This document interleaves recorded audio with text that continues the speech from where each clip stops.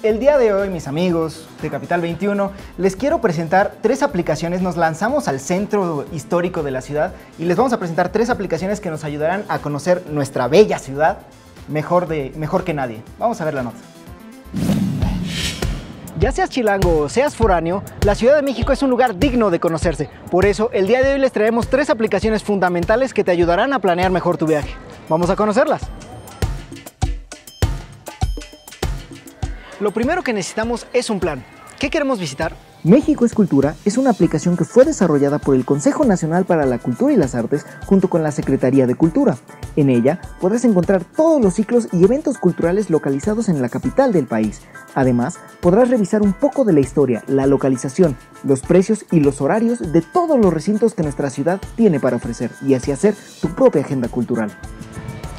Ahora que ya sabemos a dónde queremos ir, ¿cómo es que llegamos ahí?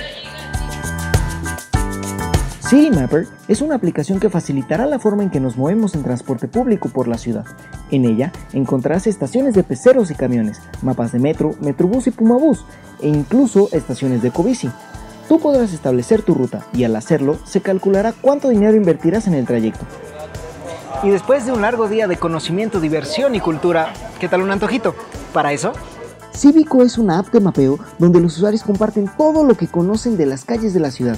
¿Necesitas encontrar algún comercio, comprar algún producto o pagar un servicio en la zona donde estás? Con esta app es posible. Podrás encontrar desde restaurantes, gasolineras, tiendas de autoservicio y hasta talleres mecánicos. Además, cuenta con un apartado de ofertas donde encontrarás precios preferenciales y descuentos en diversos bienes y servicios. La oferta de la Ciudad de México es enorme y gracias a estas tres aplicaciones podremos disfrutarla como se debe.